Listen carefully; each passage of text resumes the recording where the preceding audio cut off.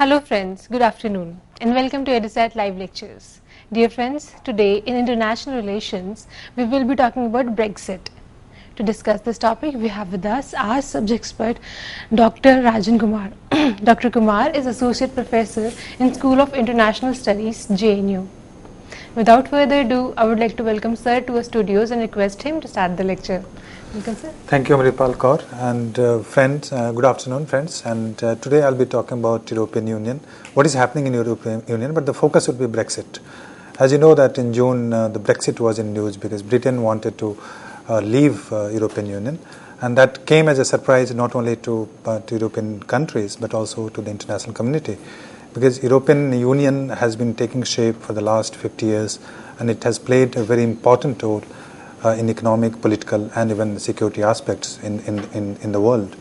So it came as a surprise, and to many of us it came as a shock also, that Britain, which is one of the most important countries of Europe and European Union, Britain decided in a referendum to leave European Union.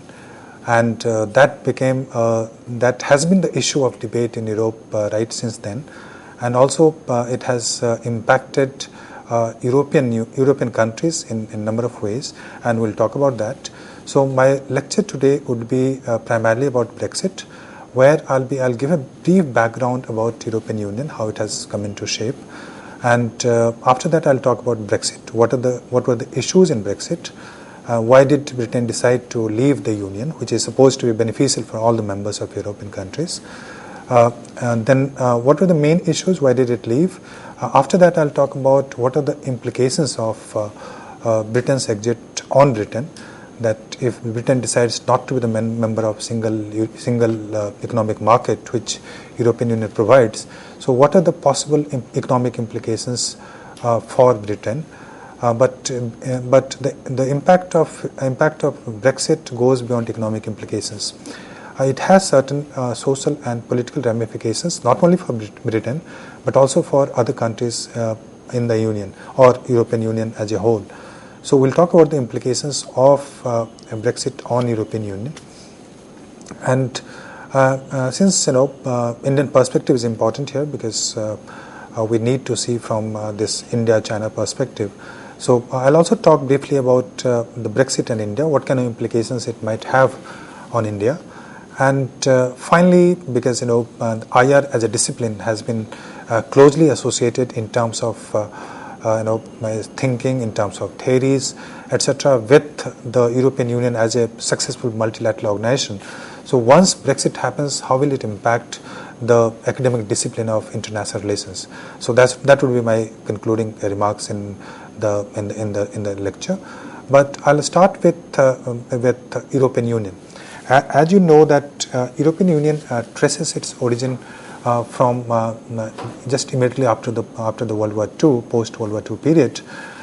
In fact, it traces its origin to the coal and steel community, which came in 1951, and when the 6 members decided to have cooperation on coal and steel issues, and then in 1958, European Economic Community was formed. So that gave another kind of boost to the economic cooperation in the Union. But European Union, the term European Union or European Union as a single economic community, or when the citizenship of European Union was considered, that was given with the Maastricht Treaty of 1993, and when European citizenship became the important feature of this union. But later on, certain other amendments were made. And the Lisbon Treaty, which is now a well-known treaty, which amended the previous provisions or previous acts of Maastricht Treaty, Rome Treaty, and other previous treaties. So Lisbon Treaty became the guiding principle or became the guideline for the European Union, which came into force in 2009. And as far as Britain is considered, Britain joined the European Economic Community. That's what it was called before 1993. So Britain joined the Union in 1973. So you can see that right since 1973 till 2016, Britain has been a part of Brexit, part of European Union. But in 2016, it decided to leave European Union, and it will take a few years at least 2 years of negotiation before Britain formally leaves the Union. But you can see that there's an association of 50 or nearly 50 or a little less than 50 years of association of Britain with the European Union. So leaving that a kind of it put a question mark on the problems which are there in the European Union. It also raised the question mark on the huge the kind of rules or institutionalization which were taking place in the form of European Union, and how a kind of supranational structure which was emerging in the Union. So that has been questioned, or that has been put, and that has been challenged by the exit of Britain from the Union. Now people are questioning that why is it that the most important country, which is also benefiting from the Union in a certain way, suddenly decides to leave? So is there a problem with Brexit?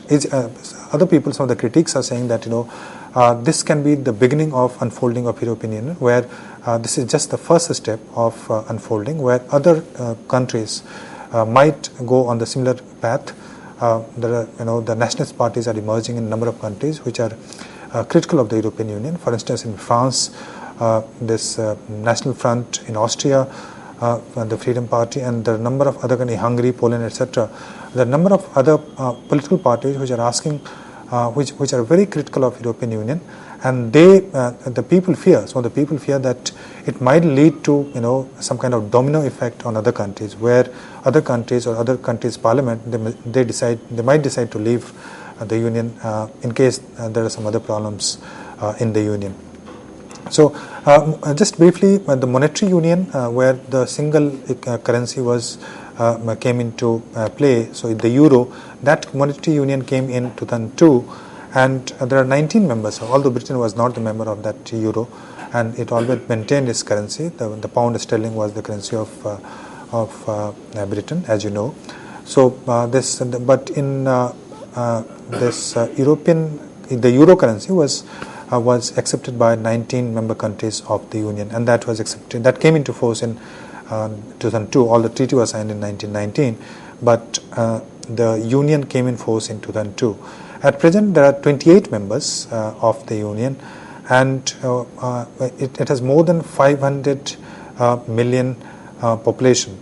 The advantage of the Union is that it provides a single economic market and to all the member countries, and not only the single economic market for the countries, but also it allows free movement of people, goods and services, which means that if a person is traveling from Poland to Britain, so that person would not require any kind of visa, and the person can also work in any place in the European Union.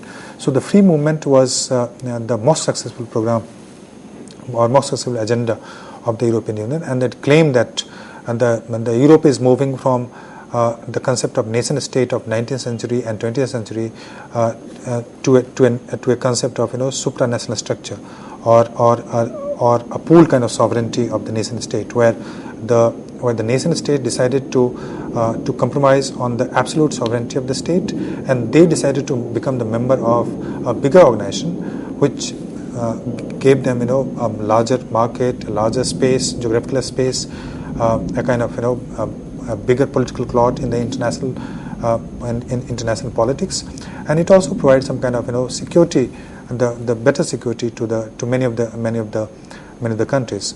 To the richer country or to the developed countries of the Western European countries, it provided a huge market. For the not so rich countries or the countries which were lagging behind in Eastern Europe, for instance, Bulgaria, Romania, etc., Croatia. So for these countries, the important benefit was that people could move to another country. They could work in Germany, which is the powerhouse of European Union in terms of economic power, to Britain, and they could get health benefits in other countries. So it provided huge, it provided access to the countries or to the workers who wanted to migrate to other developed economies in the Union. For the Western developed countries of the European Union, like Germany, England, France, to an extent Italy, it provided a huge market because they could sell their products in the other parts of the Union. So this was an advantage for all the member countries in the Union. But the Brexit has raised the question mark on on the feasibility or the suitability of a bigger union, which may not be, which may actually, as British the campaigners wanted to leave the union, they argued that Britain is contributing much more to the union than the benefit that it is getting from the union.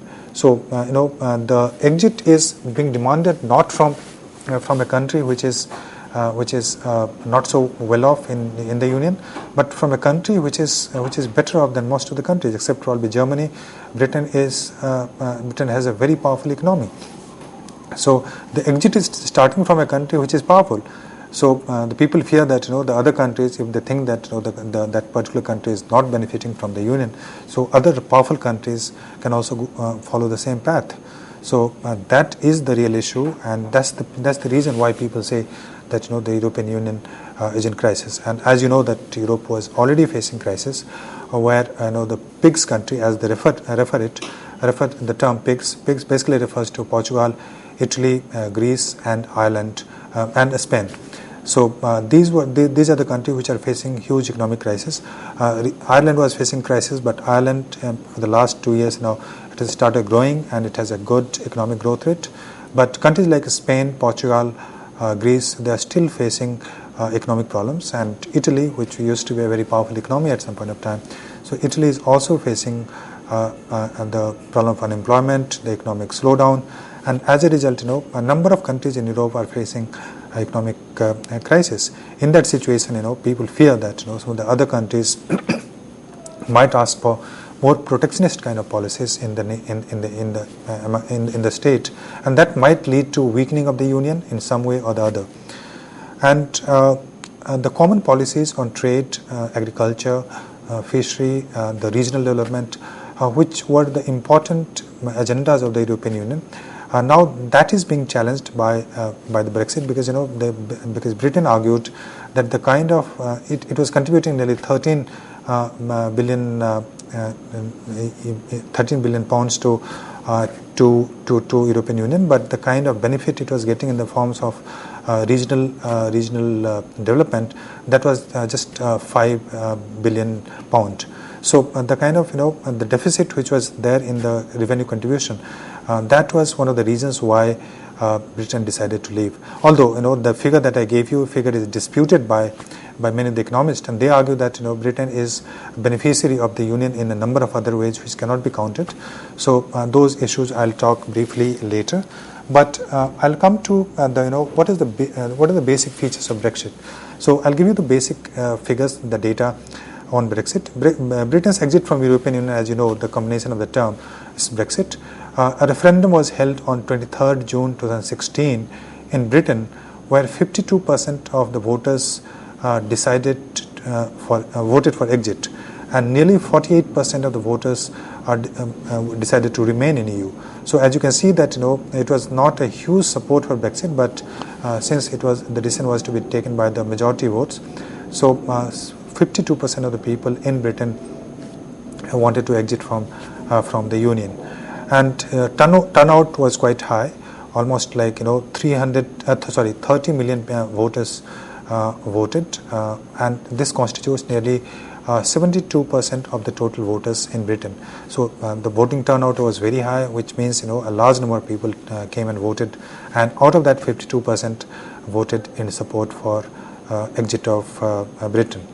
And the clause, Britain will invoke the Lisbon Treaty, the Article 50 of the Lisbon Treaty clause, which basically gives a state right to exit, but it will have 2 years of negotiating terms, 2 years of window for negotiating with the European Union, because it has been with the European Union for almost 45 years. So now it will take years before actually Britain can exit formally from the Union. And at least minimum 2 years, and Theresa May, the British Prime Minister, has said that she is not going to start the process before the end of this year. So it's going to take another 2-3 years, before the actual process of separation between the two takes place. And it's very ironical, because most of all the important leaders of the important political parties of Britain, for instance, the Prime Minister, the British Prime Minister of that time, Cameron, he was against exit. the leader of the opposition, the Labour Party, the main opposition party of Britain, the Labour Party, Jeremy Corbyn, he was also against exit. In fact, most of the Labour Party members, except a few, of course, most of them were against exit of Britain from the Union. Among the party, the ruling party, the Conservative Party, the British, there was a division, and nearly 50% were in support of exit, and 50% were in favor of remaining with the European Union. So the Conservative Party was divided on the issue of Brexit, but Labour Party, except a few members, Labour Party was by and large was in favor of remaining with the European Union. And in fact, most of the important leaders of other countries, for instance, Barack Obama, the president of the United States, he also argued for the Britain remaining with the European Union. IMF chief also said that Britain should be with the European Union. NATO chief also said that it's better for the Europe if Britain remains with the European Union. But the people who are not convinced by the arguments given by the experts, until the last moment, in fact till the time of the voting results were out, most of the predictions were saying that Britain is likely to vote to remain with the European Union. But the final result, as it came, it said that 52% had voted for the exit, while only 48% wanted to remain with the Union. And the UK Independence Party, which is which got 13% votes in the previous election, so it campaigned. It has been campaigning for exit of Britain for a long time, and it argued that Britain is not benefiting from the Union. In fact, Britain is contributing more to the Union than the benefit that is getting from the Union. So it has been campaigning for the exit for quite some time, and they were supported by conservative MPs like Boris Johnson and a handful of Labour Party MPs. Ironically, big business houses, they wanted Britain to remain in EU. The reason being, they had the access to the single market, and they had access to the free movement of people, which provided that the people from other European countries, other countries of the European Union, they could come to Britain without any kind of visa requirements, so they could easily recruit people from other countries of Europe. And as you know that London is the financial headquarter of most of the important companies in Europe. So they wanted most of the people in most of the business houses, they wanted Britain to remain in European Union. But people, the people, especially the people in lower strata, they were farmers, the people involved in fishery. So they were kind of convinced by the people or the campaigners that Britain is going to do much better if Britain regains its sovereignty, or Britain becomes independent of the Union. The Remain in EU campaign was led by Lord Ross, PM David Cameron, Chancellor George Osborne, most of the Labour MPs including Jeremy Corbyn and Alan Johnson.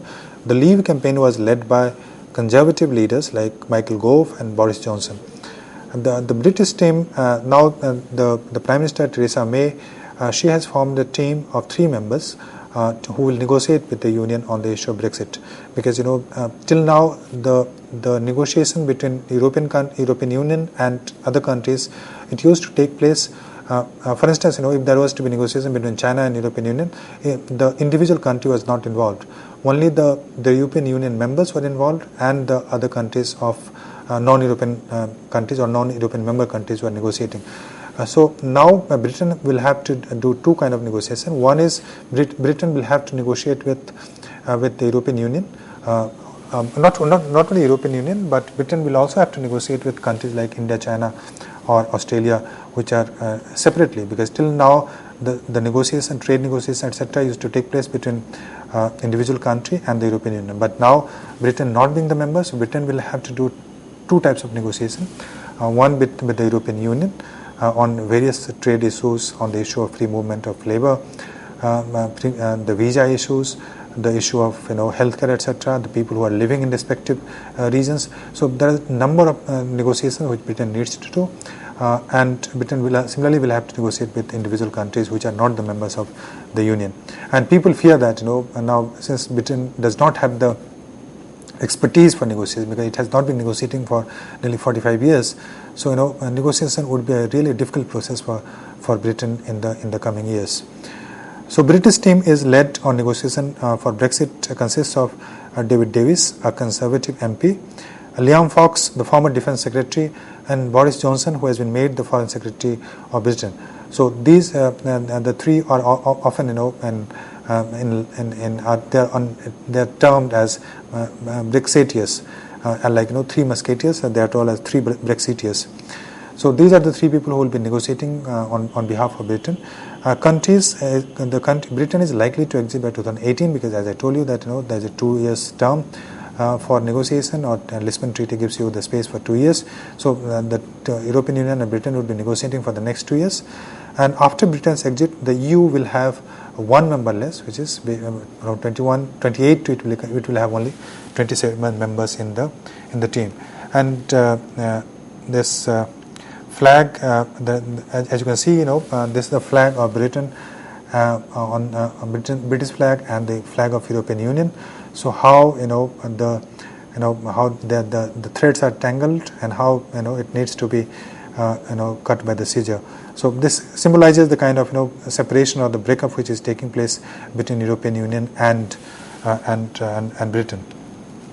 Finally, I would also like to tell you that when it came to voting, the actual voting in Britain was not uniform, in the sense that different regions voted differently for Brexit.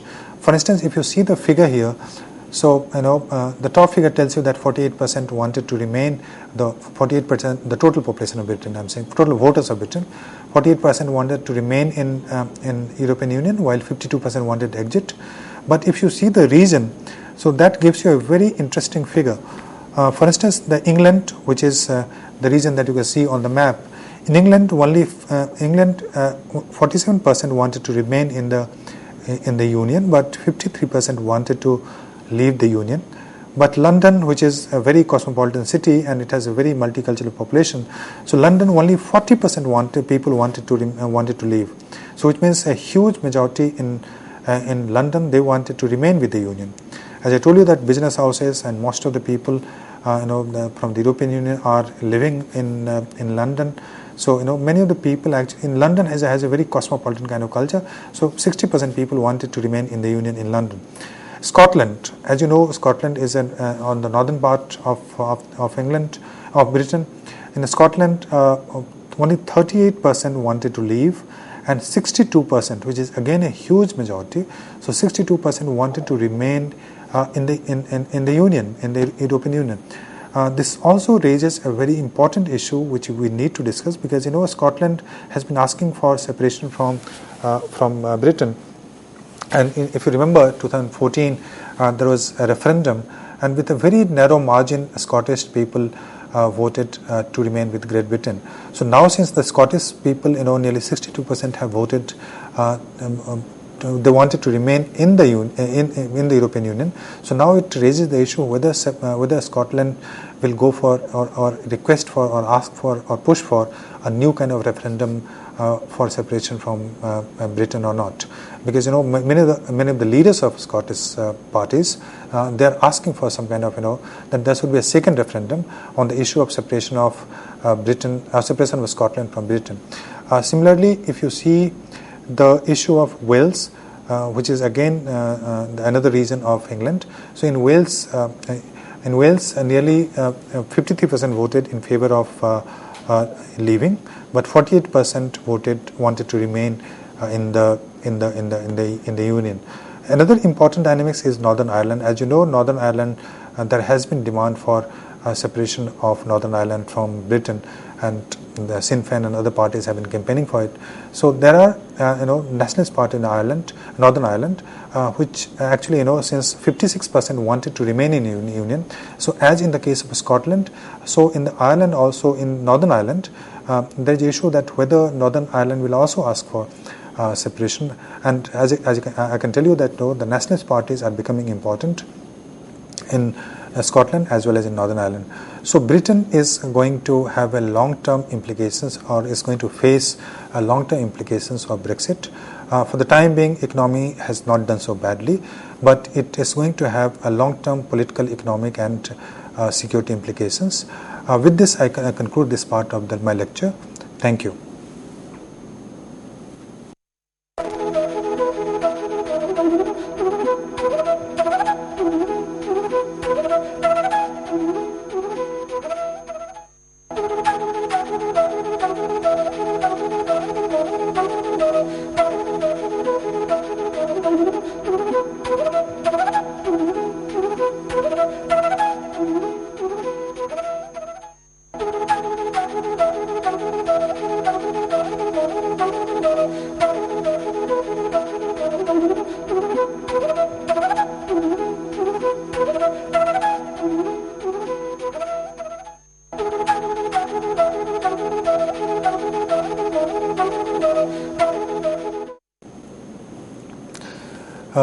Friends, in this session, I'll be talking about what are the implications of Brexit on Britain as well as other countries.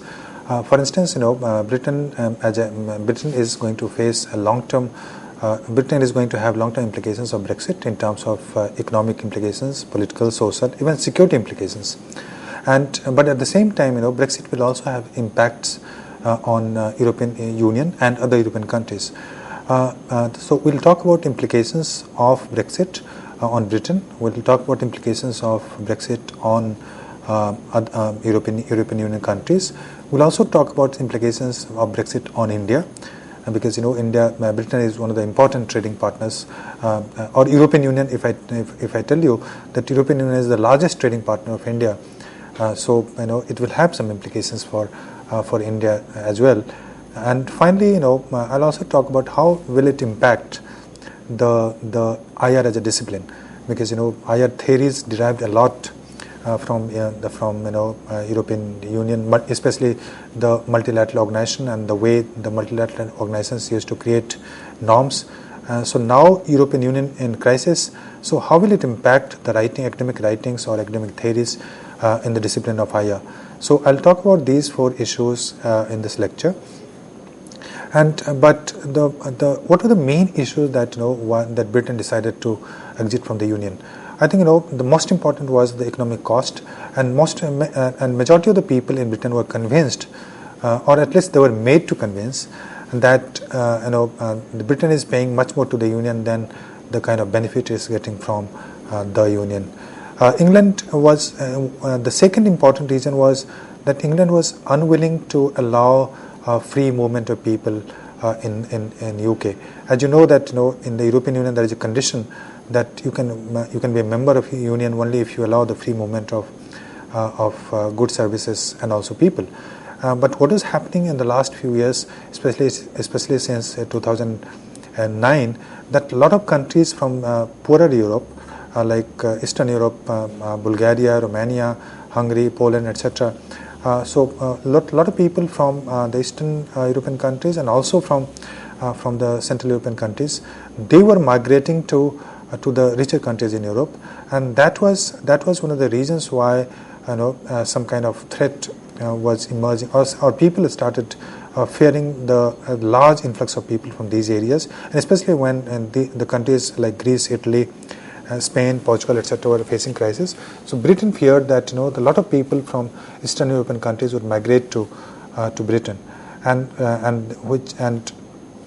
since there are no social benefits like health, education, etc., which were available to all the countries of European Union, so they feared that there would be a huge pressure on the infrastructure of Britain, and as a result, they wanted to have.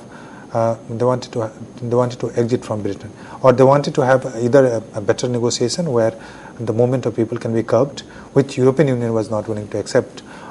If that was not accepted, then Britain would like to regain its if I may use the terms, or Britain would like to exit from the Union. Independence would not be right term, because there's not independence from colonial countries. So better term would be exit or separation.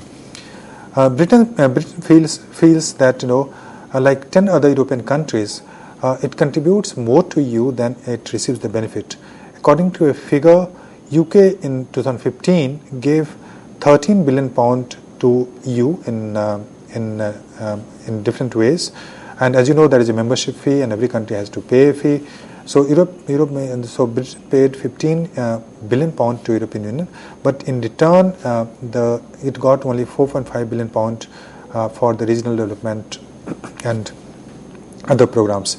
But as I told you that this figure is not acceptable by many of the economists, and they argue that there are certain tangible and not so clear benefits which Britain gets in terms of economic benefits, and the kind of huge market that it gets in the form of European Union. So that will not be available. So the actual transfer of money to Union and the kind of benefit it receives from the Union, it cannot be monetized, it cannot be quantified. So the figure which were projected, which were being given by the campaigners who wanted to leave, those figures cannot be taken at the face value. So even this figure is disputed by a number of economists. And also the people who are complaining that the European Union has become almost like a Leviathan organization, where many of the rules have become unacceptable to the member countries.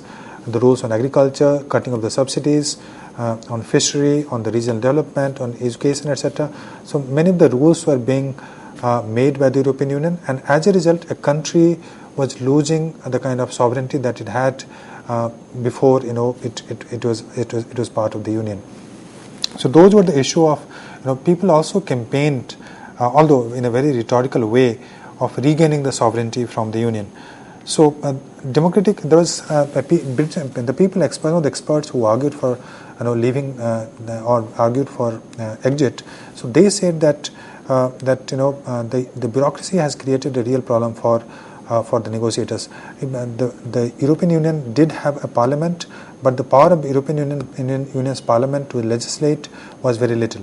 The most of the legislations were initiated by the commissioners or the bureaucrats, and the power of British Parliament, power of European Union Parliament was very little in terms of legislation. So the people felt that why bureaucrats should be making the policy who are not accountable to the citizen. And there are 7 main institutions through which European Union made the policies.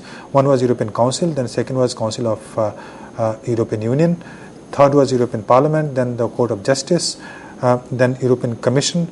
And people argued that commissioners were much more powerful than the parliamentarians of the European Union. And in some of the issues, for instance, even like the price of beer or the European Court started giving justice, and the Supreme Court of Britain, it felt that it did not have the sovereign status that it should enjoy in a state. So the European Court had become much more powerful than the Supreme Courts of the state. So that was also one of the issues why this people argued for Brexit. And a cut in public spending, because the European Union laws had to be implemented, and under the pressure of Germany, they wanted to cut the government spending on education and health sector. So that also health sector and other social welfare programs, etc. So that also created some tension among the farmers, and large number of farmers in England voted for exit from the Union. Fishing, it is said that fishing industry and agriculture suffered in Britain, and they were the important votary of Brexit. The farmers and the fishermen, or the people who are involved in the trade of fish. Now, now I'll come to the implications of this Brexit on Britain. What are the economic implications of Brexit on Britain? The immediate impact after the Brexit vote on 23rd June, which is exactly 3 months before today. So immediately after that Brexit vote, the value of pound went down by almost 30%, and the share market crashed for some time. Although the share market in Britain recovered immediately, but the pound crashed by almost 30%. It lost its 30% of value. So it created a real problem for Britain for some time, because the pound is one of the strongest currencies in the world, and it lost 30% of its value. But gradually over the time, in the last 3 months, the pound has stabilized, and now it has lost the value of nearly 10% of its value before the referendum. Now the biggest problem is that the Britain might lose the single European market that it has at the moment. The kind of access that it has, and most of the exports of Britain were taking place in the Union, in the European Union countries. So now it will not have open access to the single market, and people fear that that might impact the British economy. And so the experts argue that British economy might slow down by 1% when the actual separation takes place, and if Britain does not have the access to single market, a number of things depends on the negotiation. But if Britain loses the single market, so 1% of economic slowdown might take place in Britain. And please remember that the migrants who come from the other European countries, those who are coming from Bulgaria, Romania, Poland, Hungary, etc. to Britain. So many of them, those people who are contributing to the British economy. It's not that they were not the older people who were migrating to these countries. Most of the people were the workers, and they were coming and contributing to the British economy in different ways. So, and since many of them were involved in manual works, so they fear that many of the sectors might suffer because of shortage of labor in Britain, especially the childcare, healthcare. Many of the nurses were from the other European countries. In childcare, many of the people were from Romania, Bulgaria, etc. So the childcare, the disabled sector, hospitals, that might suffer badly because of the the Brexit. Also, in the short term, if I talk of the short term impact, Britain lost its AAA rating status, credit rating status from the company, and which might impact the investment in Britain. And people fear that if now many of the companies, the British companies, or the multinational companies from America and from other China, India, etc., they might want to relocate their industries in the European countries, because now the direct access will not be available to many of the companies. So they might want to relocate their industries in the European countries. So those are some of the fears that British economy might face in the years to come. Although a number of things will depend upon the kind of negotiations which takes place. If Britain retains the access to the single market, so that would be a huge advantage.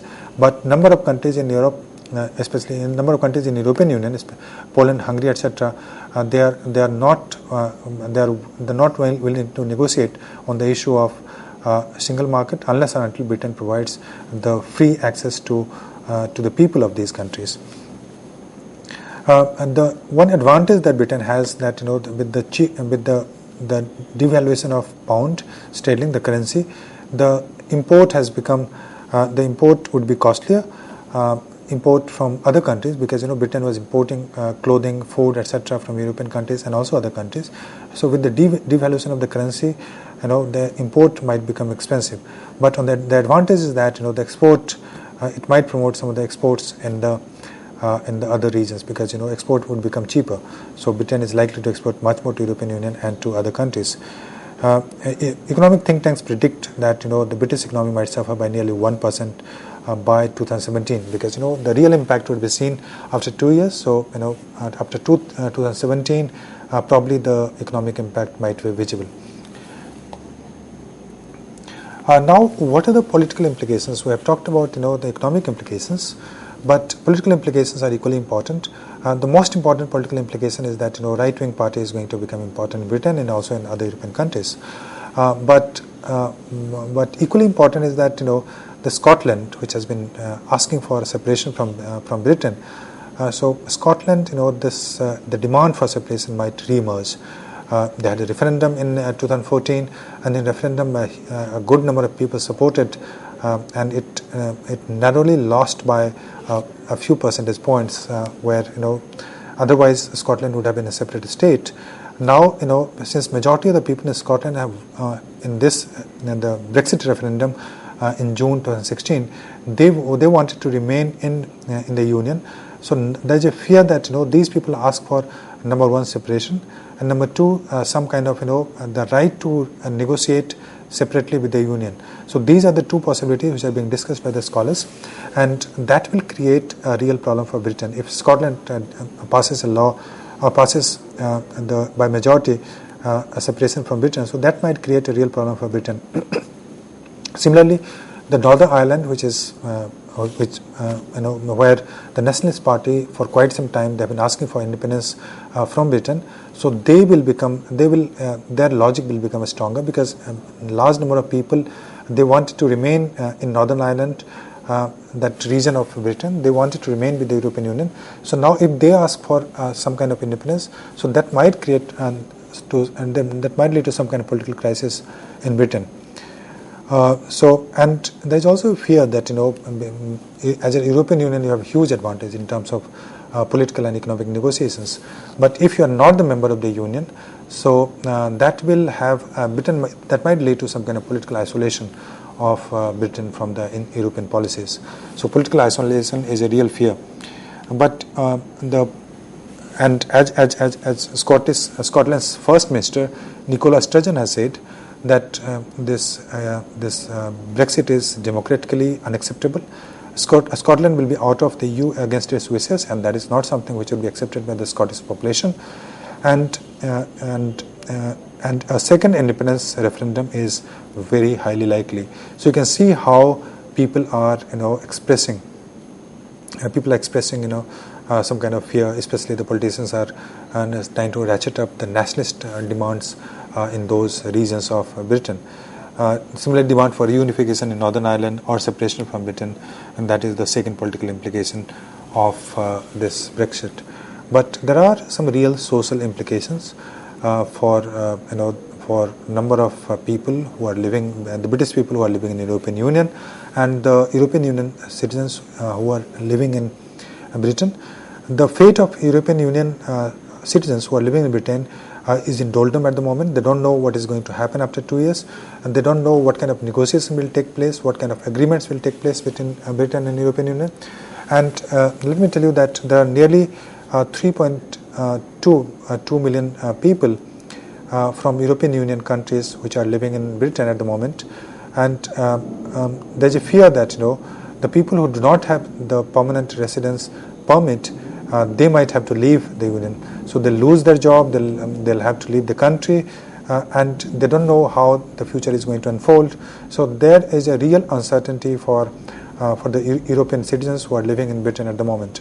Similarly, 1.2 million Britishers who are working or who are living in other countries of European Union, so they'll face the same kind of crisis. Because if Britain does not allow these people to live in Britain, so European Union will also not allow the British citizens to work in these countries, or they'll be allowed only if they have the visa or the permit to work in the European Union countries. So that these people, the European Union country members living in Britain and the British citizens living in European Union countries, so they are going to face a real dislocation in the coming years. In 2015-16 year, nearly a large number of European citizens immigrated to UK, and so the net EU migration was nearly 180,000. And most of the nationals come for work or to live with the family members. This is very interesting. Most of the European Union European Union migrants, when they come to Britain, they come to work. But when people from non-European Union countries, they go like from India, China, Australia, etc. When they go to Britain, a large number of them go to study. So there is a difference between the difference in the pattern of migration from European Union countries and non-European countries. From India, China, etc. Most of the people go for studies, while European Union member countries, they go to European Union members, when they go to England, they go mostly for the work or to live with the family members. So around 3.2 million people, European citizens, live in Britain in 2015. I'm giving you the figure of 2015, and that constitutes 3.2 million people. That constitutes nearly 5% of the British population. So some kind of there is a fear, there is some kind of xenophobic fear that the component or the some ethnicity of Britain might change if the flow of citizens from other European countries are not checked in Britain, and that led to one of the real xenophobia or the kind of xenophobic campaigning which was done by the political parties which wanted to leave Britain from the Union. Growing xenophobia, and what has happened in the last 3 months is that there's growing xenophobia in Britain, and the embassies of different European countries they have listed that the racist attacks on EU members or EU member people, the racist attacks have increased by almost 40% in the last 3 months after Brexit. So that racist feeling is rising in Britain, and that is one of the major issues, that how right-wing parties will become important in Britain and also in other parts of Europe. Old age and childcare people might suffer because many of the people working in this sector, because this sector requires manual labor for nurses, for childcare, the nannies, etc., and a lot of people who are working from the poorer countries of Europe. So people fear that this sector might suffer because of the shortage of labor if the people are not allowed to come for these works in Britain. One of the major fears is also about the university system. EU is used to provide a large amount of funds to the British education system or to the British universities, and in conversation with the experts there, what I found is that most of the teachers, most of the professors, they fear that the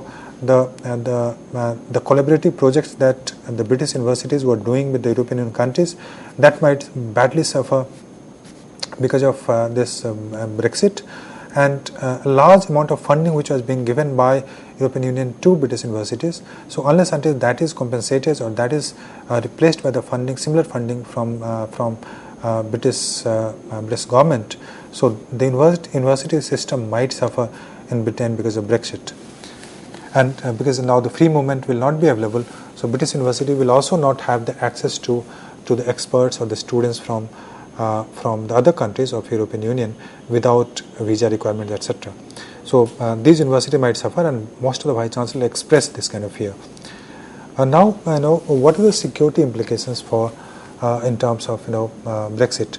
Although Britain will remain the member of NATO, and NATO is the main security organization for European Union, as you know.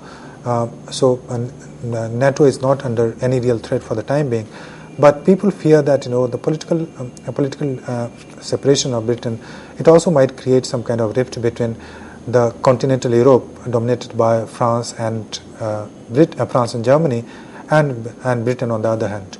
So the political separation might have implications for NATO also.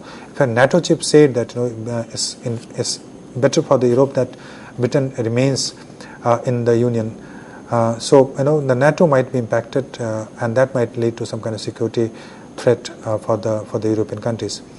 The hopes were also sold in the other countries like Albania, Macedonia, etc., which are not the member of Union, and also in Ukraine and Georgia of European Union as a very successful organization.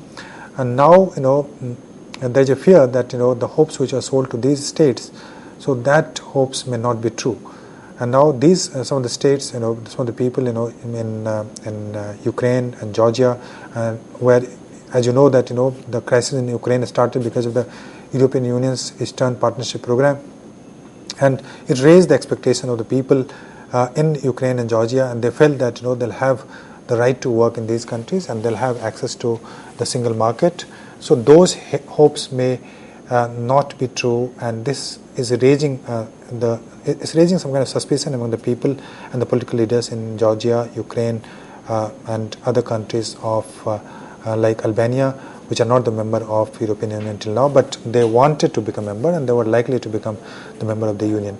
One of the important things is that legitimacy of European Union is also under question, because European Union was projected by the experts as one of the most successful multilateral organizations in the world, and many of the other countries or other organizations, they used to model their economic policies or trade policies based on European Union. But with this Brexit, the legitimacy of the currency union, the legitimacy of single parliament, the legitimacy of single court, etc., that is being questioned. And the other organizations like ASEAN, which were following the models of European Union, Mercosur, etc., they might suffer, or European Union may not be the ideal case for, it might impact some kind of the closer regional integration which was taking place in other regions. Now, the European Union as a normative power, as you know that in the one of the major the way European Union was being projected in the international politics, that US was the military power, but European Union was a normative power, because it was moving from the 19th 20th century concept of nation state to a larger concept of this supranational union, where not only goods and trades were free, but also movement of people were free. So it had and it created certain norms on the issue of rights of people, rights of communities, rights of minority. So those were projected as a very normatively superior to the power-based politics of United States and other countries like China. But now that normative hegemony or the normative legitimacy that European Union had in international politics, that is also likely to be challenged by other countries. And liberal and constructivist theories, which were borrowing from the European Union, this model, so that will also be challenged by the realist theoreticians. And there is a serious blow to the unity of Europe, which was growing in a positive direction in the last 50 years. European multilateralism, that is suffering.